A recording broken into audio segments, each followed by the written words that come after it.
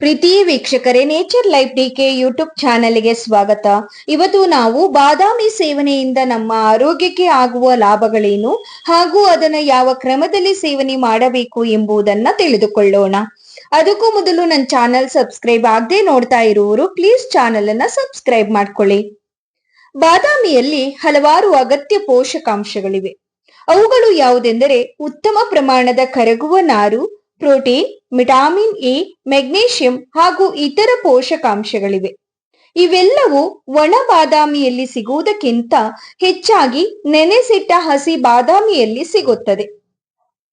ಒಣ ಬಾದಾಮಿಯನ್ನ ಸೇವಿಸುವುದಕ್ಕಿಂತ ನೆನೆಸಿಟ್ಟು ಸೇವಿಸಿದಾಗ ಜೀರ್ಣಿಸಿಕೊಳ್ಳುವುದು ಸುಲಭ. ನೆನೆಸಿಟ್ಟ ಬಾದಾಮಿ ಜೀರ್ಣಕ್ರಿಯೆಯನ್ನ ಉತ್ತೇಜಿಸುತ್ತದೆ. ಅಲ್ಲದೆ ಈಗ ಪೋಷಕಾಂಶಗಳನ್ನ ಹೀರಿಕೊಳ್ಳಲು ಹೆಚ್ಚಿನ ಸಹಾಯ ಕೂಡ ಸಿಗುತ್ತದೆ. ಈ ಪೋಷಕಾಂಶಗಳು ಜೀರ್ಣಕ್ರಿಯೆಯನ್ನ ಉತ್ತೇಜಿಸುವ ಕಿಣ್ವಗಳ ಉತ್ಪಾದನೆಗೆ ಪ್ರಚೋದನೆ ನೀಡುತ್ತವೆ. ಪರಿಣಾಮವಾಗಿ ಜೀರ್ಣಕ್ರಿಯೆ ಸುಲಭ ಮತ್ತು ಪರಿಪೂರ್ಣವಾಗುತ್ತದೆ. ಬಾದಾಮಿಗಳಲ್ಲಿ ವಿಟಮಿನ್ ಇ ಹೇರಳವಾಗಿದೆ. ಈ ವಿಟಮಿನ್ ಈ ನಮ್ಮ ಚರ್ಮ ಮತ್ತು ಕೂದಲಿನ ಪೋಷಣೆಗೆ ಅಗತ್ಯವಾಗಿ ಬೇಕಾಗಿರುವ ಪೋಷಕಾಂಶವಾಗಿದೆ. ಇದು ಚರ್ಮವನ್ನ ನಯವಾಗಿ ಮತ್ತು ಸೊಂಪಾಗಿ ಇರಿಸುವಲ್ಲಿ ಸಹಾಯ ಮಾಡುತ್ತದೆ. ಚರ್ಮಕ್ಕೆ ಬಾದಾಮಿ ಎಣ್ಣೆಯನ್ನ ಬಳಸುವುದರಿಂದ ಹೆಚ್ಚಿನ ಪ್ರಯೋಜನವನ್ನ ಪಡೆಯಬಹುದು. ಕೂದಲಿನ ಸಮಸ್ಯೆಗಳ ವಿರುದ್ಧ ಹೋರಾಡಲು ಸಹ ಬಾದಾಮಿ ನೆರವಾಗುತ್ತದೆ. ವಿಶೇಷವಾಗಿ ಕೂದಲು ಉದುರುವಿಕೆಯ ತೊಂದರೆ ಇರುವ ವ್ಯಕ್ತಿಗಳಿಗೆ ಬಾದಾಮಿ ಎಣ್ಣೆ ಹೆಚ್ಚಿನ ನೆರವು ಕೂಡ ನೀಡುತ್ತದೆ. ಬಾದಾಮಿಯ ಗುಣಗಳಲ್ಲಿ ಅತ್ಯುತ್ತಮ ಪ್ರಯೋಜನವೇನೆಂದರೆ ಮೆದುಳಿನ ಕ್ಷಮತೆ ಹೆಚ್ಚಿಸುವುದು. ಈ ಬಗ್ಗೆ ನಡೆಸಿದ ಹಲವಾರು ಅಧ್ಯಯನಗಳಲ್ಲಿ ಬಾದಾಮಿಯನ್ನ ನಿತ್ಯವೂ ಬೆಳಗಿನ ಆಹಾರವಾಗಿ ಸೇವಿಸುವ ವ್ಯಕ್ತಿಗಳ ಮೆದುಳಿನ ಕ್ಷಮತೆ ಉಳಿದವರಿಗಿಂತ ಹೆಚ್ಚಿರುತ್ತದೆ ಎಂದು ಕಂಡುಕೊಳ್ಳಲಾಗಿದೆ. ಬಾದಾಮಿಯಲ್ಲಿರುವ ವಿಟಮಿನ್ ಇ ಮೆದುಳಿನ ಸ್ಮರಣೆ ಮತ್ತು ಚಿಂತನಾ ಸಾಮರ್ಥ್ಯಗಳನ್ನ ಹೆಚ್ಚಿಸುತ್ತದೆ. ಮಕ್ಕಳಿಗೆ ಪರೀಕ್ಷೆ ಸಮಯದಲ್ಲಿ ಹೆಚ್ಚಿನ ಸ್ಮರಣೆ ಶಕ್ತಿಯ ಅಗತ್ಯವಿರುವ ಕಾರಣದಿಂದಲೇ ತಾಯಿಯಂದಿರು ಮಕ್ಕಳಿಗೆ ತಪ್ಪದೆ ಬಾದಾಮಿಯನ್ನ ತಿನ್ನಲು ನೀಡುತ್ತಾರೆ. ನಮ್ಮ ಆರೋಗ್ಯಕ್ಕೆ ಕೊಲೆಸ್ಟ್ರಾಲ್ ಬೇಕೇ ಬೇಕು. ಆದರೆ ಇದರಲ್ಲಿ ಒಳ್ಳೆಯ ಮತ್ತು ಕೆಟ್ಟ ಕೊಲೆಸ್ಟ್ರಾಲ್ಗಳೆಂಬ ಎರಡು ಬಗೆಗಳಿರುತ್ತವೆ. ಕ್ರಮವಾಗಿ HDL ಮತ್ತು LDL ಇವೆರಡು ಕೊಲೆಸ್ಟ್ರಾಲ್ ಹಾಗೂ ಇನ್ನೊಂದು ಬಗೆಯ ಕೊಬ್ಬುಗಳು ಒಂದು ಅನುಪಾತದಲ್ಲಿ ಇದ್ದಾಗಲೇ ಉತ್ತಮ ಆರೋಗ್ಯವನ್ನ ಪಡೆಯಲು ಸಾಧ್ಯ. ಬಾದಾಮಿಯಲ್ಲಿರುವ ಪೋಷಕಾಂಶಗಳು ಈ ಸಮತೋಲನವನ್ನ ಸಾಧಿಸಲು ಹೆಚ್ಚಿನ ನೆರವು ನೀಡುತ್ತವೆ. ಅಂದರೆ ಒಳ್ಳೆಯ ಕೊಲೆಸ್ಟ್ರಾಲ್ ಹೆಚ್ಚಲು ಮತ್ತು ಕೆಟ್ಟ ಕೊಲೆಸ್ಟ್ರಾಲ್ ಅನ್ನ ಕಡಿಮೆಯಾಗಲು ನೆರವಾಗುತ್ತವೆ. ಇದರಿಂದ ಹೃದಯದ ಮೇಲಿನ ಹೊರೆ ಕೂಡ ತಗ್ಗುತ್ತದೆ ಹಾಗೂ ತನ್ಮೂಲಕ ಹೃದಯದ ಕ್ಷಮತೆ ಹಾಗೂ ಮತ್ತು ಆರೋಗ್ಯ ಕೂಡ ಹೆಚ್ಚಿಸುತ್ತದೆ.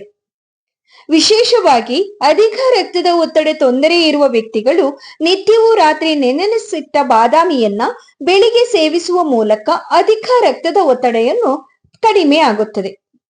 ಕೇವಲ ಹೃದಯ ಹಾಗೂ ಮೆದುಳುಗಳಿಗೆ ಮಾತ್ರವಲ್ಲ, ಒಟ್ಟಾರೆ ಆರೋಗ್ಯಕ್ಕೆ ಬಾದಾಮಿ ಉತ್ತಮವಾಗಿದೆ. ಬಾದಾಮಿ ಹಲವು ಬಗೆಯ ಕ್ಯಾನ್ಸರ್ಗಳನ್ನ ತಡೆಯುತ್ತದೆ ಎಂದು ಕಂಡುಕೊಳ್ಳಲಾಗಿದೆ. ಎಲ್ಲರಲ್ಲೂ ಕಾಣುವ ಒಂದು ಗೊಂದಲವೆಂದರೆ ಬಾದಾಮಿಯನ್ನು ಸಿಪ್ಪೆ ಸಮೇತ ಸೇವನೆ ಮಾಡಬೇಕಾ ಇಲ್ಲ ಸಿಪ್ಪೆ ಇಲ್ಲದೆ ಸೇವನೆ ಮಾಡಬೇಕಾ ಅನ್ನೋದು. ಈ ಪ್ರಶ್ನೆಗೆ ತಜ್ಞರು ಹೇಳುವ ಪ್ರಕಾರ ಬಾದಾಮಿಯ ಬಹುತೇಕ ಎಲ್ಲಾ ಪೋಷಕಾಂಶಗಳು ಒಳಗಿನ ತಿರುಳಿನಲ್ಲಿದೆ ಹಾಗೂ ಸಿಪ್ಪೆಯಲ್ಲಿ ಅತ್ಯಲ್ಪ ಪ್ರಮಾಣದಲ್ಲಿ ಇರುತ್ತವೆ ಮತ್ತು ಸಿಪ್ಪೆಯಲ್ಲಿ ಕರಗದ ನಾರು ಹೆಚ್ಚಿನ ಪ್ರಮಾಣದಲ್ಲಿದೆ.